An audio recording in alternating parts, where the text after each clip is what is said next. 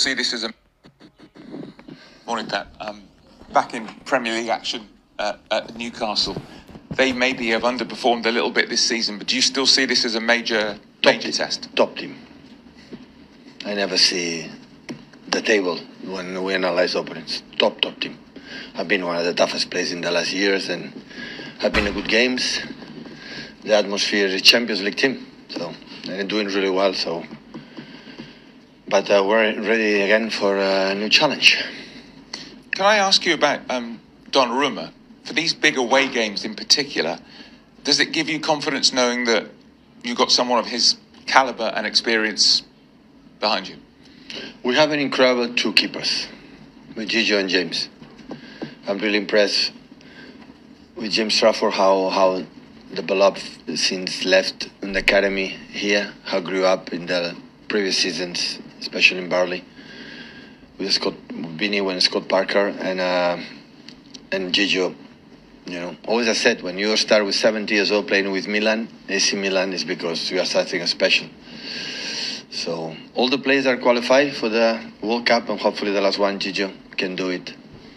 With all respect for the opponents we have, North Ireland, Wales or Bosnia, hopefully then they can qualify. But does his experience in particular help, though, in these particular games? Yeah, experience. Always, if you learn what happened in your life, you have more experience. But that doesn't mean you're going to do well. Or, I have a lot of players with incredible experience, with 30, 34, 35, and doing mistakes. So, as much you are ready for the game you have to play, that's enough. Hi, Pep. How do you think Gianluigi has sort of adapted to the relentless nature and the physicality of the Premier League since he came in? Quite well.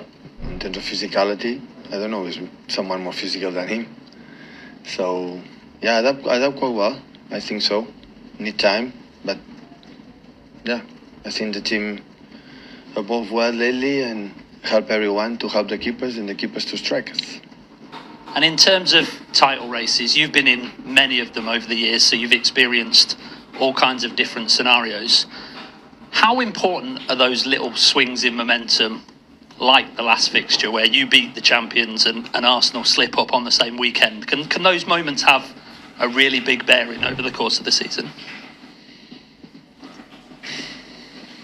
Well, the truth is a team as strong as Arsenal it is in the last seasons, not just this season.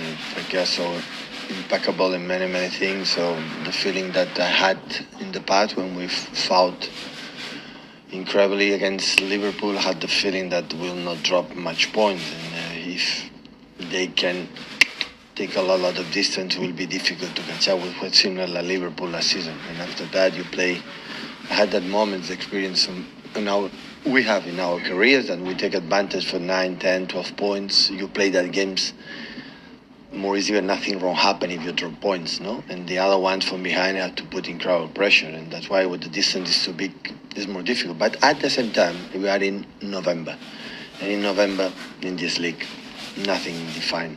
So what happened in February, March, be careful. But now start the season really, right? So there's two parts of the season. Is when the transfer window is over in summer, and after when international break is over. And now international break is done. So now we'll be until March. See each other every 3 days, 4 days for this game. So now the real season start now. And the important is to be there, to be close there. And after that, arrive at the end of the season with the chance that we can fight it. That is the target. And of course, winning tomorrow will be an important step for us. Hi, Pep. Can I just ask what's the latest on Rodri, and is there any other injury concerns for the weekend? Everybody's fit except Kova and Rodri. Rodri's was making the steps good, so it's already almost 3 weeks since had the last little bit step back. And he knows that. He had to take the real time to recover well mentally and especially physical in his problems that he had, and to be consistent until from now on until the end. Hi, Pep. The statistics show that your side have run more kilometres. Manchester City have run more kilometres than any other Premier League side this season. What's that down to, and does it show that the hard work is starting to pay off? I don't know. It's good that. I don't know. It's good. Normally, when we run less, it's because the moves run more, and we play better. But that is good. Last season was not the case, and have a good spirit without the ball, and of course we need that. That is good. So that means that people is focused, want to do it, and make always an extra effort. And you have players with incredible physicality, especially Phil, and a lot of people in the middle. That's good. And just on Bernardo, you had high praise for him after the Liverpool game, saying he's always there, he's always been there for you. Of all the great players that you've had in your career, where would you rank him and all he's achieved? There. Top, high. One of the best. Yeah, in terms of many things, can do everything. If not, it's not more prolific to score goals. I never have done. It's not the most in assists. Never have done. But he gives us, or he gives himself something that is, maybe it's not in the stats, maybe it's not the data, but give you a lot of things that is incredibly valuable for the team, for win games. It's mentality and many things. So, absolutely one of the best players I ever trained in my career. Pep, can I ask you about the international break? Did you get away? Did you get a break at all? How you were excited for it? I was not here, definitely not. I left. Always I left, yeah. You feel recharged and always, yeah. And how about the players? Nico O'Reilly obviously has given himself a real chance of going to the World Cup with England, impressed again. What have you made of his development, particularly in that role? Because, as we know, when he came through the academy, he was a much more attacking player. Yeah. Not happy for him. Hopefully he can continue, be humble.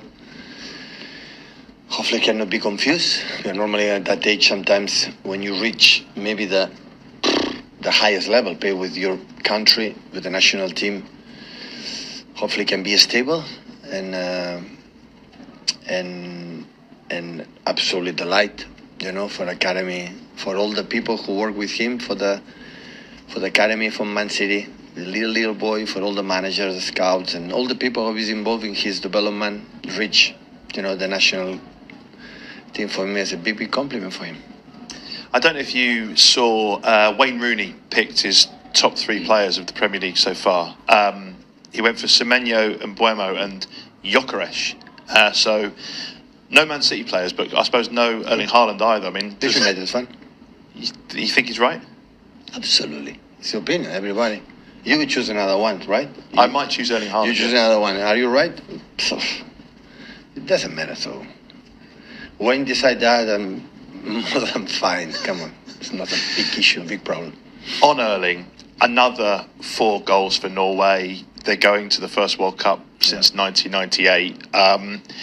He's obviously on 99 goals. He can get a landmark again, become the fastest player to score 100 Premier League goals as well. I mean, I don't know what more we can say about him, but that dual focus he has for Norway and for Manchester City, there's a real hunger there, isn't there, this year? Yeah, really, it's incredible this season. He broke all the records. He's breaking a lot of personal, individual records and Premier League records. I think for Norway records. So, but happy for him, for his national team. So many. I heard yesterday that many of the squad for Norway not even were born when the last time that Norway was in the World Cup. So I think for the country is incredible and have made an incredible qualification. Scoring a lot of goals, playing really good, and as a football player and his status as a football player, world-class player, deserves to play a World Cup and live the experience and the perfect age. He's mature and so happy for him. Pep. Hi, Pep. You just said that the real season starts now because it's been stop and start because of the international breaks. Do you like the idea that might be in place from next season onwards of just having one bigger break instead of 3 small pauses in the beginning of the season? I don't know. For me, the breaks are, for me, I would say personally, for me, the breaks, I like it, take a breaks. So I love my job, but have take a time to breathe. Like now it's not going to happen, so it's good. And I don't know, maybe more and after longer time to make will be good too. We adapt in the World Cup, no, we in winter time. So whatever they decide, the big brains in the world football will do it. And on Newcastle, would like to ask you about Bruno. I think he's having his best start so far in his career, both for Newcastle under Eddie Howe and the national team under Ancelotti. What makes him such a strong opponent, you think? It's not just this season. So for many years, since it was in Lyon, you start to smell, realize that it wasn't a special player. I think Newcastle make an incredible, he's an idol there, and so I think these players, when they play a lot, season by season, go to national team, is getting better and getting better. So, and yeah, always have been a big fan of him.